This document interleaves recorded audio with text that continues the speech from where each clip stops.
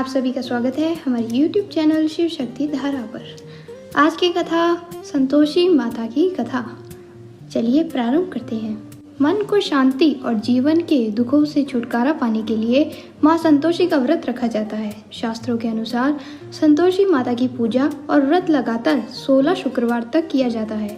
रिद्धि सिद्धि धन धान्य सोना चांदी मूंगा रत्नों से भरा परिवार होने के कारण इन्हें प्रसन्नता सुख शांति और मनोकामनाओं की पूर्ति के लिए देवी भी माना गया है।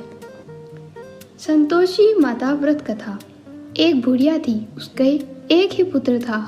बुढ़िया पुत्र के विवाह के बाद बहू के घर के सारे काम करवाती थी, परंतु उसे ठीक से खाना नहीं देती थी।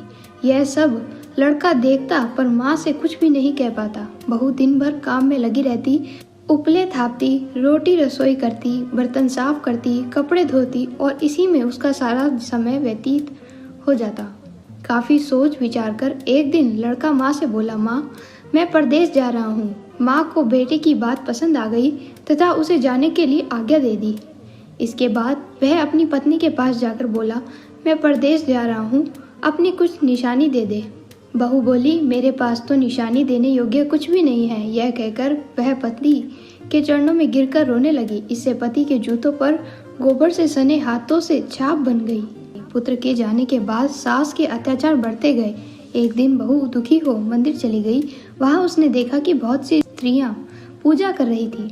उसने स्त्रियों से व्रत के बारे में जानकारी ली तो वे बोली कि हम संतोषी माता का व्रत कर रही हैं। इससे सभी प्रकार के कष्टों का नाश होता है। स्त्रियों ने बताया, शुक्रवार को नहा धोकर एक लोटे में शुद्ध जल ले, गुड़ चने का प्रसाद लेना तथा सच्चे मन से माँ का पूजन करना चाहिए। खटाई भूल कर भी मत खाना और न ही किसी को देना। एक वक्त का भोजन करना। व्रत विधान सुनकर अब वह प्रति शुक्रवार को संयम से व्रत करने लगी। माँ की कृपा से कुछ दिनों के बाद पति का पत्र आया। कुछ दिनों बाद पैसा भी आ गया। उसने प्रसन्न मन से फिर व्रत किया तथा मंदिर में जा अन्य स्त्रियों से बोली, संतोषी माता की कृपा से हमें पति का पत्र तथा रुपया आया है।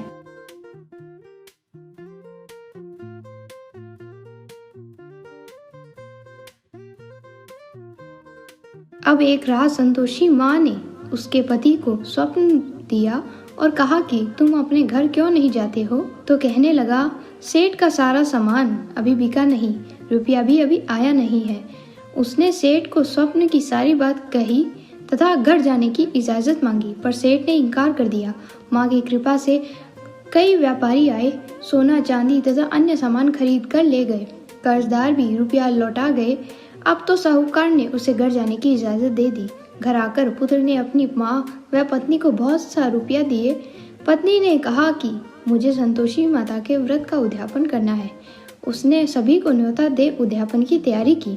पड़ोस की एक स्त्री उसे सुखी देख ईर्ष्या करने लगी।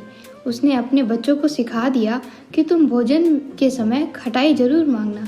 उद्यापन के समय खाना खाते खाते बच्चे खटाई के लिए मचल उठे तो बहू ने बहुत सा पैसा देकर उन्हें बहलाया, परंतु दुकान से उन पैसों की इमली खटाई खरीदकर खाने लगे तो बहू पर माता ने कोप किया।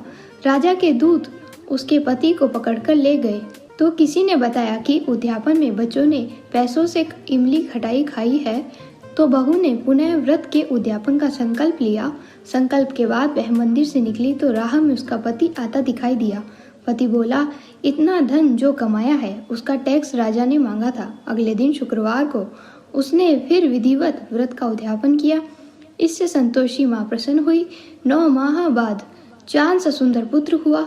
अब सास बहू तथा बेटा माँ की कृपा से आनंद से रहने लगे। इस प्रकार जो कोई भी संतोषी माता का व्रत करता है उसकी सभी इच्छाएं पूर्ण होती है, साथ ही साथ उसके घर में सभी कष्टों का नाश होता है तथा शांति आती है। ओम नमः शिवाय।